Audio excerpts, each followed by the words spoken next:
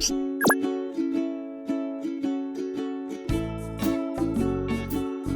Plateau de Mer, or seafood tower, is going to cost you $300–400 in a restaurant. I can show you how to do it for under $100, and it's easy, and it's fun, and you're gonna have a great time doing it.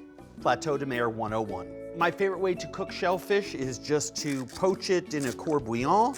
So I have an old head of celery here, quarter a lemon, give it a crush with your hands. You don't need to pull all the juice out, the hot water will do that. I've got some bay leaf. All of those flavors will be heightening your eating experience. I can start to smell the lemon and the celery and the onion and bay. I'm actually gonna add quarter cup or so, third of a cup of white wine. And the reason is the alcohol there will help pull more flavors out of these wonderful aromatics that are there into that boiling water. But once I see some nice movement and consistent boiling, I will plunge my lobsters into the water. I will put my lid on top so that it comes back to a boil faster. All right, let's put some water to a boil with some aromatics. I have bay leaf, I have celery, I have onion. I'm going to add some white wine, some thyme, maybe some parsley. Why not? All of those flavors you will be able to taste in the shellfish. I love working with Chinese steamers, and the reason is they're made in sizes that fit inside all of the pans that I have. But more importantly, it allows me to build from the bottom up with the things that take the most time to cook. I'm gonna detach the legs of this Alaskan king crab. This has already been cooked. It just needs to be heated through again. I have the legs, and then I have the body that has all of this incredible meat in there. Put those legs, divide this. And the reason that I separated the joint is that when I ultimately plate this, I want big pieces of meat that correspond to the sections of the animal as well. Make a layer of mussels. These mussels have been cleaned and debearded. If you want to know how to clean and debeard a mussel, just go onto andrewzimmern.com and find the video. Next layer.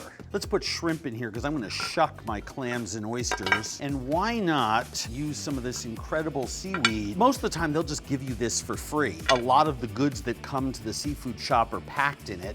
You can use it to temper your seafood. And what I mean by that is that even though steaming is fairly gentle, it is a lot of heat. The bigger shelled items that I have, like the mussels and the crab, are not gonna feel a lot of that energy. But the shrimp, I don't want to get too tough. The slower that you cook shrimp, the more tender that it is. By putting the seaweed there, I sort of buffer the steam, and it's gonna stay in there a little longer, and it's gonna cook a little slower, which actually is beneficial. And you can see we're steaming there, and how easy it is to check. As my different items for my Plateau de Mer become ready, I wanna take them out because we wanna cool them down. And the first thing that's ready is our crab, because we just want it warmed through.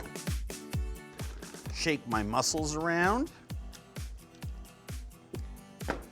See how nice a bamboo steamer is? You can just take out a whole section. If you wanted to serve these hot to people as an hors d'oeuvre and just let them dip them in seasoned butter on the table, you can just plunk that down on a towel. I mean, look at how beautiful those are. I just want them to cool down. You're gonna have to trust me, I can smell the seaweed and the lemon and the celery and the onion and the bay coming off of that shrimp and crab. It really does make a difference building those layers of flavor.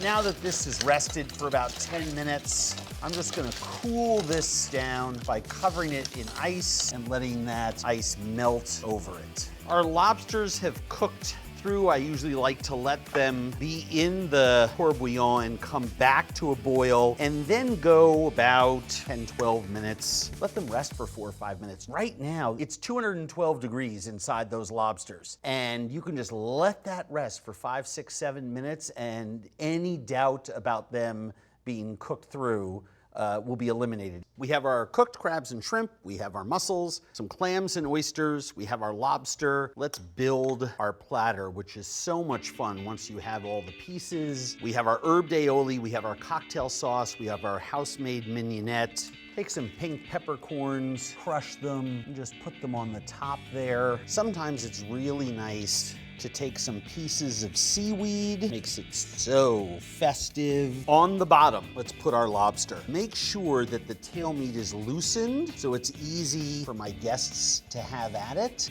and use one of your lobster heads and tuck that into the ice. Take my 2 claws, take off the small piece of the claw, take off the knuckle, and then whether you want to work with a scissor or the back of your knife,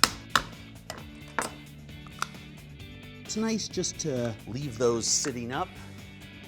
Here we have our shrimp and crab that have been cooling, and all you want to do, peel your shrimp, working with a small knife, make a thin incision down your shrimp, make sure there's no vein in there, lay those around the side. Next thing to come out of here are going to be some of my big pieces of crab. I can just crack these sections, make a little stack of those there. Take a look at this, find the flat end. But all I want to do is peel this back so that I can make a nice safe cut for myself, because there is connective tissue in there. And then we pull out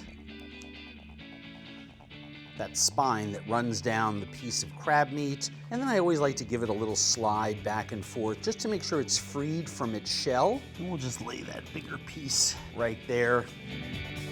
Now we have the sauces down below. You can duplicate up top, or you can use that to put all of your shucked shellfish on. Put the oysters on one side, the clams on another. It's just nice to do it that way. Lemons for the top, lemons for the bottom. Mussels are one of my favorite foods, and I want to honor them. I just take a little bit of olive oil and sherry wine vinegar. Make sure to season it with a little bit of salt. And then every mussel that goes onto this platter, I baste. I know this seems like a ridiculous extra step, but it makes your Plateau de mer so delicious. And there you have it. This right here is an epically awesome Plateau de mer seafood tower with great sauces. This looks almost too pretty to eat, but you know something? I'm hungry. Plateau de mer 101. Cross it off your list.